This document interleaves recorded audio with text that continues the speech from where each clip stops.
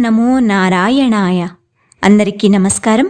ఈరోజు ఈ వీడియోలో మనం ధనుర్మాసం సందర్భంగా విష్ణు సహస్రనామాలను తెలుసుకునే క్రమంలో మరొక 4 మంత్రాలను, వాటి యొక్క అర్థాలను, వాటిని పఠించడం ద్వారా పొందే ప్రతిఫలాలను తెలుసుకుందాం.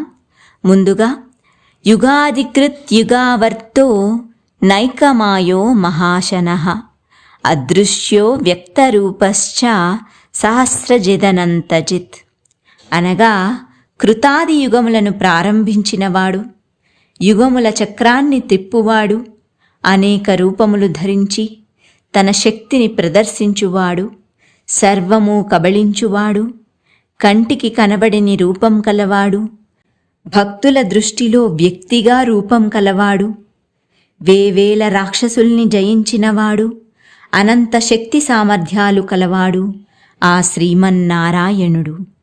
ఇష్టో విశిష్ట శిష్టేష్టః శిఖండీ నహుషో వృషః క్రోధః క్రోధకృత్కర్త విశ్వబాహుర్మహీధరః అనగా ప్రియమైనవాడు, సర్వాంతర్యామి, సాధుజనులను ఇష్టపడువాడు, శిరస్సున నెమలి పింఛం ధరించువాడు, తన మాయచే జీవులను సంసార సాగరమున బంధించువాడు, ధర్మస్వరూపుడు, భక్తులలో క్రోధమును నిర్మూలించువాడు, క్రోధంతో నిండి ఉన్న వారిని నిర్మూలించువాడు, విశ్వం వంటి బాహువులు కలవాడు, భూమిని ధరించువాడు ఆ శ్రీమన్నారాయణుడు.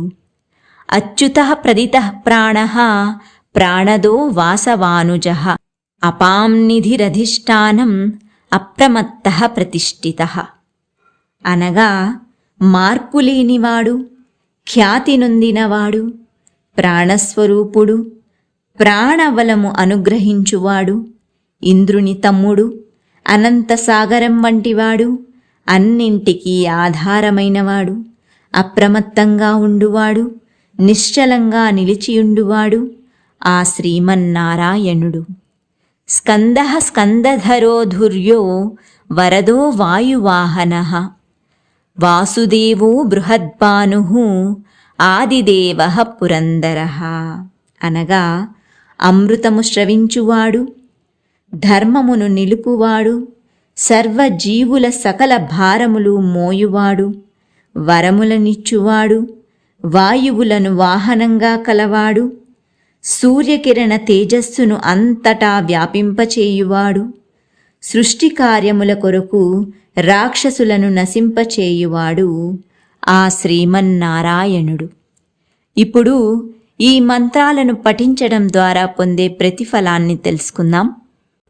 విష్ణు సహస్రనామాలను ప్రతినిత్యం శ్రద్ధాభక్తులతో పఠించినా, విన్నా మనశ్శాంతి కలుగును, చెడు ఆలోచనలు తొలగిపోవును, ఏకాగ్రత వృద్ధి చెందును, అన్ని రకాల ఆందోళనలు బాధలు తొలగిపోవును, రక్షణ కల్పించబడును, అదృష్టం వరించును, మంచి ఆలోచనలు వృద్ధి చెందును, ఆత్మస్థైర్యం వృద్ధి చెందును, మరియు ఆధ్యాత్మిక తత్వం వృద్ధి చెందును.